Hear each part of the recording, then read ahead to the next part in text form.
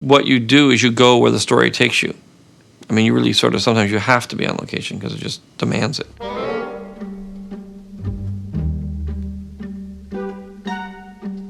When I did Star Wars, I had to come up with environments.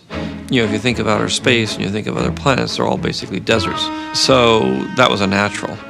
To be able to go, 25 years ago in the middle of the desert and take this English crew and movement of that was bold, and it was also foolhardy, and it worked. I thought we were crazy. Yeah. I thought you were crazy. Well, everybody did. Yeah. But that's all right. I'm happy now. The most difficult and challenging location was in Norway, Finsko, the Hoth ice planet. We ran into, blizzards and whiteouts and all kinds of things that slowed down the production, stopped it for days on end. We didn't go to Norway to go skiing, and we didn't go to the desert to get a suntan, and it's like basically you're trying to get the work done.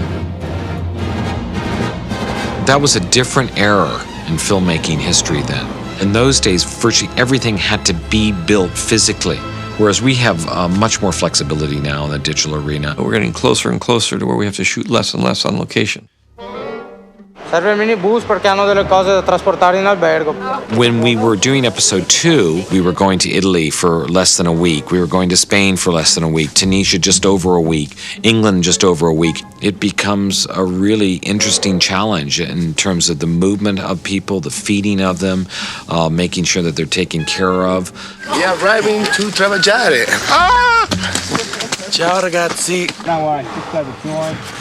Most filmmakers would rather be able to focus on the work at hand and not have to deal with how do you get there and what the elements are like when you're there. It's 10 o'clock and I just want to shoot and get started. I don't like getting my first shot off this late. No. I was scouting locations as I was on my vacation, and I knew I had a scene that took place in some villa someplace in a beautiful part of the countryside that was extremely romantic. I had the exact location, but I didn't have the exact scene.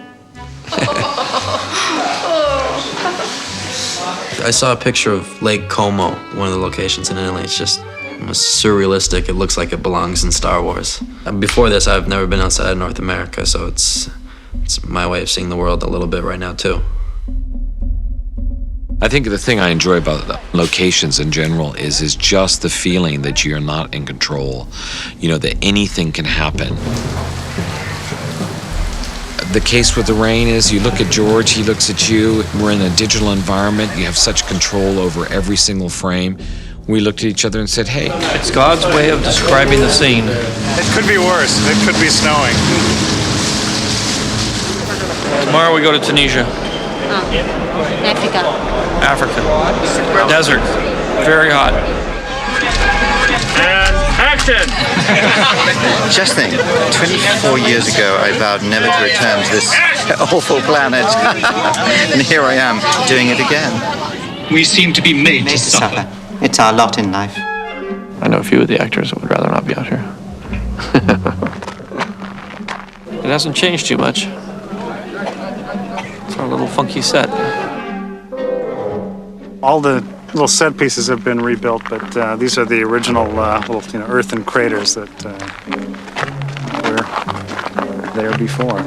Going back to the homestead, obviously, it's like going back to where you grew up. It's a little weird, it's a little nostalgic, and there's a certain amount of emotion that goes with being back at a place you were 25 years before. Beautiful. I'm getting spine tingles. I bet. The most telling moment this morning was when I saw one of the moisture evaporators. Little reunion. The evaporators kept falling over in the middle of a take, which was kind of embarrassing. Then in the middle of a take, bits of my costume would fall off. The Jawas would start crying. All right, let's try one more a little bit faster. Almost any location I've shot on, I've been able to get material that I just couldn't get in a studio, or it would take a very long time to recreate digitally. The more real things you can get in your image, the more believable those images are, and you just have to sort of tweak them sort of on set or in post-production. All the environments that we're shooting I've always intended to digitally change so they don't look quite as they are in real life. Technologically, we're in areas that most people won't get to for another 3 or 4 or 5 years, and we're always on the bleeding edge of it. With digital technology the way it is, we can recreate a lot of the vastness and the big parts of the location digitally. And action. So George, why are you shooting a shot for episode 3? I can't tell you that. You have to wait 6 years for that answer. 6 years. How much stuff are you doing for episode 3 now? Just this one shot. It means that I don't have to come back here. So it's a long way to come and bring a crew of 60 people just to shoot one shot. And then rebuild the set and all the other stuff we'd have to do in 3 years. What happens if you decide you want another shot? I don't get it.